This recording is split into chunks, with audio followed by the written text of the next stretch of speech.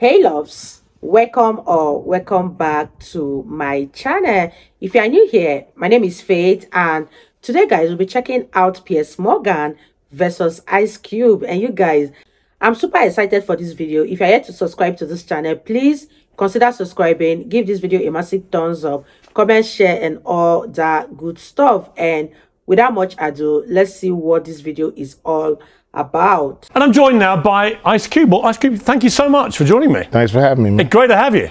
It's good to be here. A bona fide legend. Oh, thank you. You like being called a legend? It's cool. You know, it's cool. It's interesting because I'm still, here, and I still feel like I got so much to do. So it's nice. You were born O'Shea Jackson. Who actually calls you O'Shea? My mom, my pops, my wife, my brothers and sisters sometimes, but mostly everybody call me Cube. Is O'Shea different to Cube? Yeah. In what way? O'Shea's my real name, and when I hear that, I'm either looking for my family or a check. You know what I mean? Like, you gonna call me O'Shea? Hope you got a check. That's funny. And Cube is what my friends been calling me since I was 12 years old. Let me ask you this. There's been a lot of stuff about the state of the world, about the state of America. Where do you see things right now? I think people are very polarized in all kind of ways. People are afraid to speak out because of the cancel culture that we have today. So I just think, people are afraid and they're running to their corners, In a way, it is a cancel culture. It behaves like that. It does, because it makes not only the person that's getting canceled, they're trying to shut them up, but anybody's watching now, they shut up because they say, if it can happen to this guy, it can happen to me. So that's true. By smashing somebody who says something that you might not like and canceling them, it actually reverberates throughout the whole community, and everybody now is watching what they say all the time. Well, see, what's the answer to this? Because I think it's crazy that in a democracy like the United States, like the United Kingdom, that people are too frightened to speak their mind, to say what they think. What do we do about this? I think you say what you want to say, and to hell with the consequences.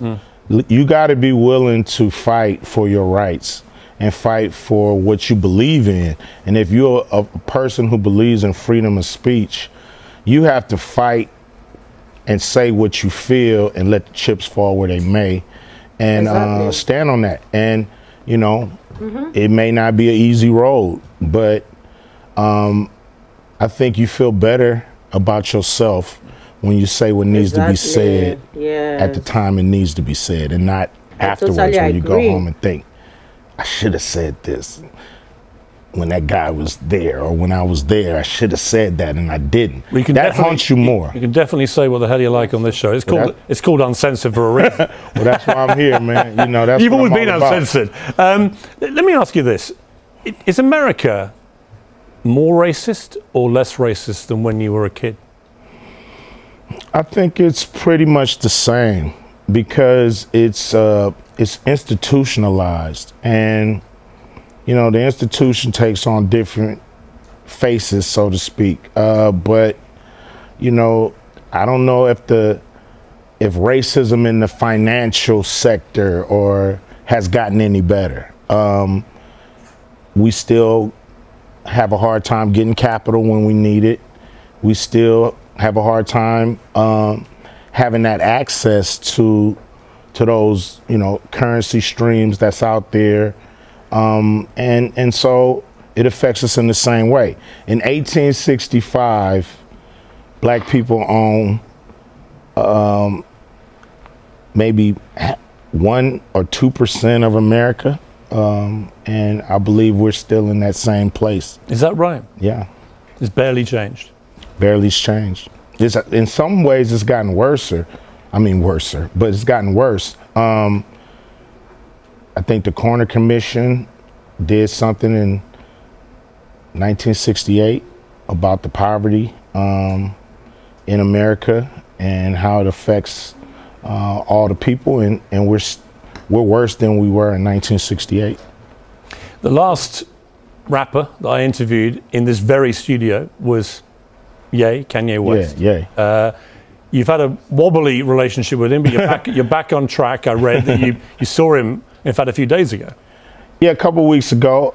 I mean, we were always cool. You know, he spoke my name without really explaining what he meant, and I just really couldn't leave that statement out there without, you know, he never explained what he meant, and so I had to, you know, kind of rebut that. But since then we've talked, and I think Ye understands that generalizing will always get you in more hot water than being very specific. You know, you can, because I haven't really seen much specific. of him since I interviewed him. He's kind of disappeared. I mean, how is he? How's he dealing with what's happened to him?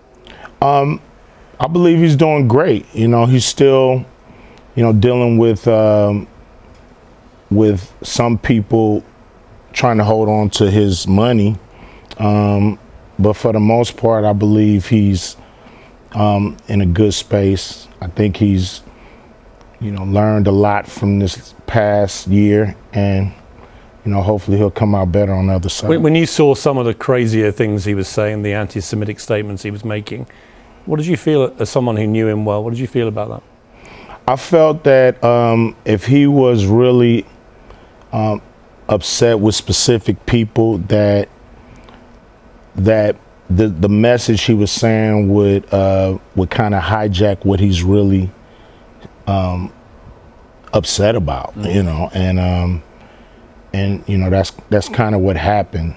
You just can't generalize. You have to be specific, especially if you're talking about anybody, any race of people. You have to be specific on who exactly you're talking about.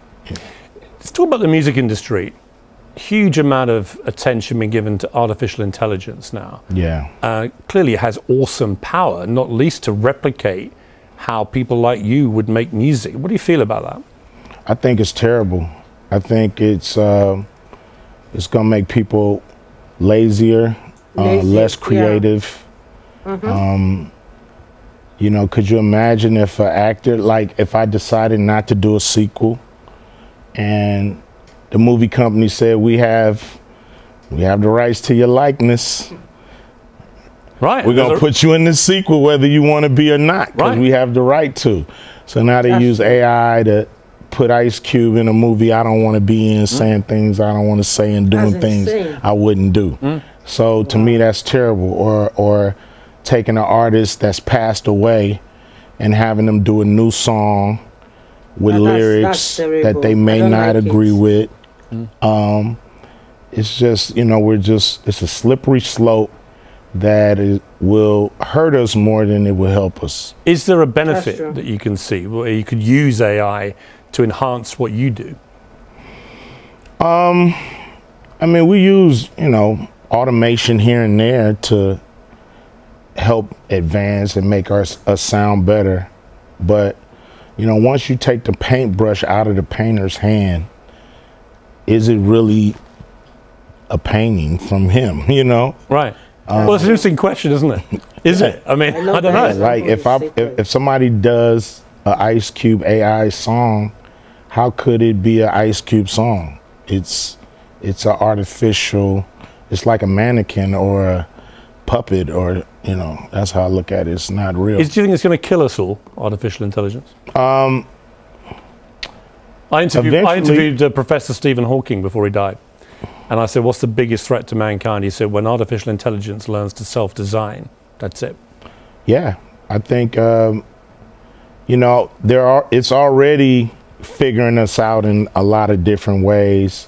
I've heard that it's learned how to lie. Yeah. You know, this is the, you know, in every science fiction movie, this is the beginning of the end. Yes. Yeah, definitely.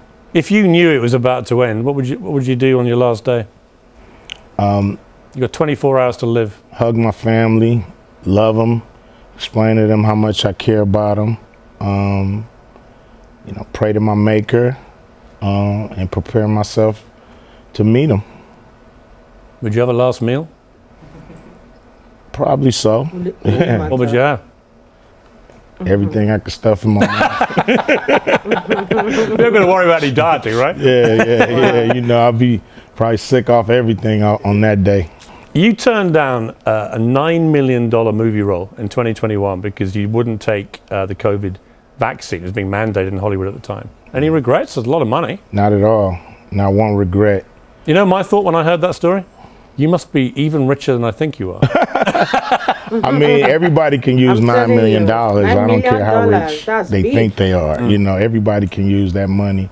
I could have used that money. My family could have used that money. But I felt like, you know, your health is worth more than all the money in the world. Because if you had all the money in the world and you wasn't healthy, you would use that money to get healthy. So, to me, it was an experimental drug. Wow. And they had no time to really see the long-term effects. Like most, and I'm vaccinated. I've been vaccinated when I was a kid, but these are drugs that have been tested for decades, and you know pretty much most of the side effects. I mean, ultimately, I felt about COVID vaccines that once it was established against what they initially thought, that you could still transmit the virus whether you were vaccinated or not. To me, it becomes a personal choice. Then it's down to you. Yeah, without a doubt. And you know, the pharmaceutical companies made a lot of money. Businesses closed. You know, it's like an incentive, even when things are not going right, to keep going. It's kind of like the war machine. You know, if you make the bullets and the Band-Aids, you're gonna always want to be in war because it's profitable. Have you worked out who you're going to vote for next year? No. It's what we would call in Britain a Hobson's choice. What's that mean? It means it doesn't matter which way you go, you're going to get screwed. I mean, Joe Biden looks like he barely knows what day it is. Donald Trump might be in a prison cell. So if that's the choice, what does it say about America? That, you know, America needs to re-examine where we are, where we're going, who we want to lead us, and what kind of country we actually want to be. You know, That's true. A lot of choices. You know, I've become independent in all this because I like to sit back and see, you know, who's really gonna be the best choice. Unfortunately, the choices are not always top notch, so to speak. Have you thought of running yourself? Oh, I would never run. There might be a vacancy now. Kanye ceded the territory. Nah, I don't want to be a politician. You know, they can king me. Make me king. I'll be a king. Well, actually, I've always felt if it hadn't been for King George III being so useless, you could still have the monarchy here, and it could be King Piers. I mean, right? I could share the throne with you. Yeah. King Piers and King Cube. What do you think? Hey, I think it's only room for one king, man. You know what I'm saying? Are you telling me to move aside? All right, I'll cede monarchical power to King Cube. Okay. Thank you. I appreciate it. Great to see you. Thank you very much. Good to see you always, Piers. Really good. Wow. You guys, that was such a beautiful interview. I love the way Ice Cube answered every question that was thrown at him. He wasn't trying to be corny while he answered the question. He was so matured in answering every question that Piers Morgan threw at him. I really enjoyed this interview. I wish it didn't come to an end so soon. If you guys totally enjoyed watching, give this video a massive thumbs up, comment, share, and all that good stuff. And this is me officially signing out. I'll see you guys in my next video. Bye, guys.